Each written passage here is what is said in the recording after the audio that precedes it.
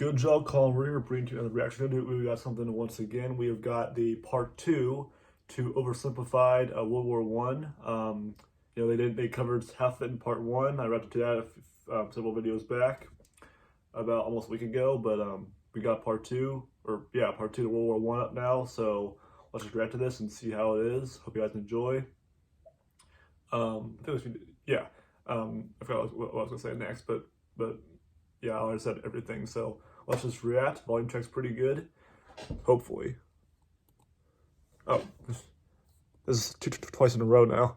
Anyways, hope you guys enjoy this. So let's just react in 3, 2, 1, play. Yep, part two. With both sides stuck in a hard stalemate, they knew this war wasn't going to be about taking territory, but about simply wearing each other down. Yes. The Allies had plenty of men to expend from its overseas dominions, and the British also started a naval blockade, so Germany couldn't import stuff, like food. Neither side really wanted a long grueling war, though, so they both thought of ways to break the deadlock on the Western Front. Idea number one, new frontiers. When the war first broke out, Australia was quick to take German New Guinea. The Allies also quickly jumped on Germany's colonies in Africa, and particularly in German East Africa, locals were enlisted as soldiers and carriers by both sides, leading to a tragic loss of life for the native Africans. Some new combatants entered the war as well. The Allies' new friends were Italy and Japan. Japan was busy building itself an empire, so it was more than happy to take away German islands and colonies in East Asia. Italy actually had an alliance with Germany and Austria-Hungary before the war, but after some tense relations, and then the Allies promising to give them some of Austria-Hungary's stuff, they switched sides. I see. Italy opened up a front in the mountains here, but like everyone else, they were stuck in stalemate for most of the war. The Central Powers' new friend was a struggling empire in the Middle East. The Ottoman Empire, I've heard about that. were divided on whether to actually join the war or not, since they had been exhausted by the recent Balkan Wars.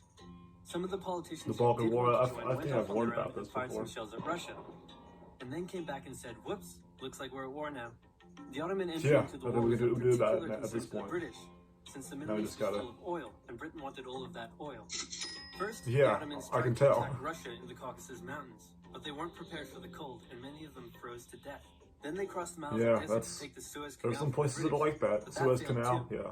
Then the Allies tried to take the Dardanelles at Gallipoli in a long and hard trench warfare campaign, but that also failed. Oh boy. The Ottomans blamed their initial losses on the ethnic Armenians living within Ottoman territory, and the resulting Armenian genocide led to the deaths of 1.5 million people.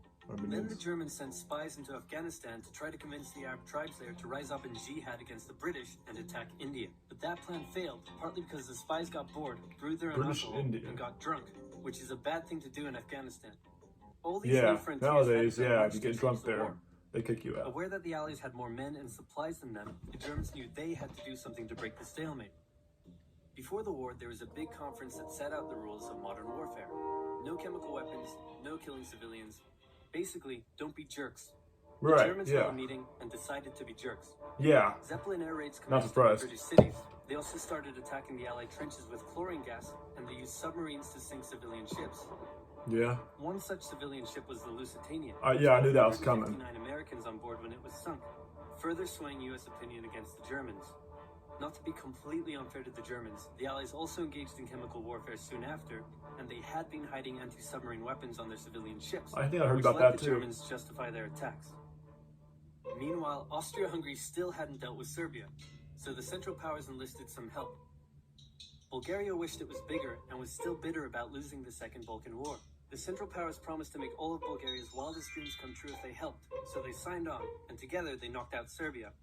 The Serbian troops retreated through Albania, which was neutral but had some ties to Austria-Hungary. So Austria-Hungary entered Albania in a friendly invasion to chase down the Serbians. Many of them escaped by sea.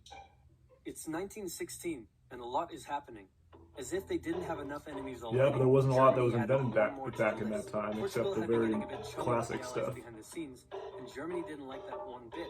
Around the same time, the only sea battle of the war happened. Both sides had a new powerful class of battleships called dreadnoughts, but they were so expensive never heard of that term. Neither side wanted to risk losing them in a battle, so they kept them in port, except for one time when they had a big fight and a bunch of them got damaged, so they didn't try that again. Yeah, that's why I never heard of it. Conscripting men to the army, so they had plenty of reserves, which is just as well because the Western Front was about to get brutal.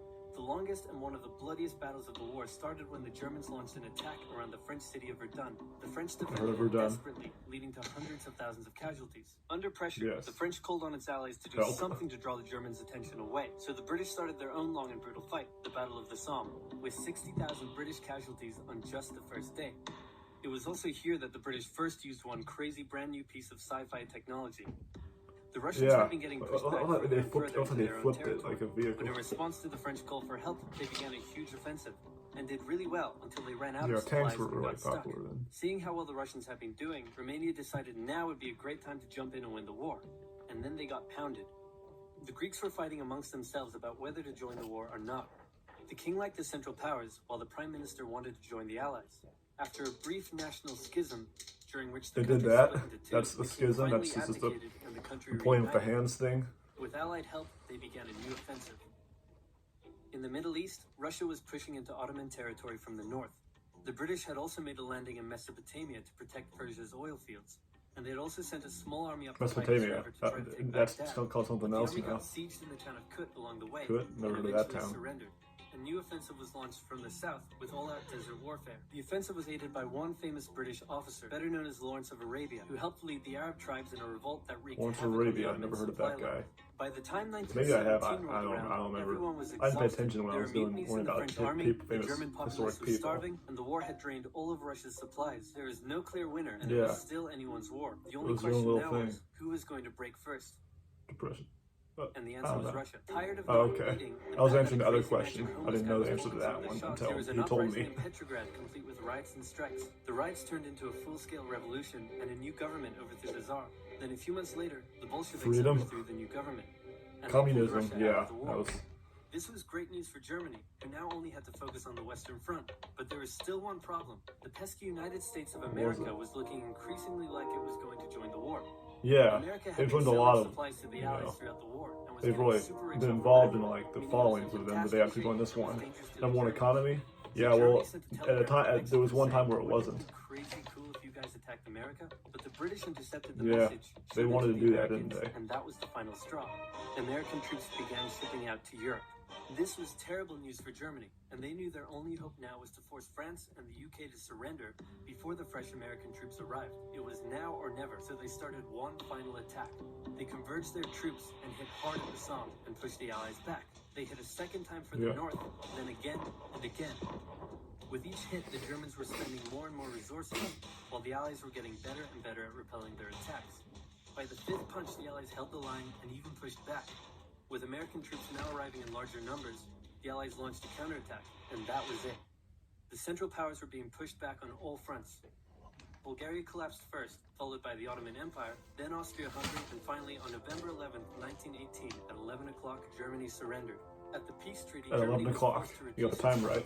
Except or you knew that right off the bat. After indescribable suffering and millions dead, the world learned its lesson and never had such an awful war again. 17 million. For about 20 years. Exactly. Yeah, now we got World War II and the recommendations, which I'll definitely write to that one eventually, you know, a little bit down the line. But anyways, that was World War II Part 2 Oversimplified. They oversimplified it for me definitely a lot, you know. I think I learned a good majority of that, but I didn't pay attention to that in whatever class I learned that in. But this video, I definitely paid attention. I learned a lot more of what I already learned while actually listening to it. So that's the good thing about these videos. It's like only my second one, so that's, yeah. Hope you guys enjoyed though. Hope you guys enjoyed, and I will see you all next time in the next video. So stay tuned.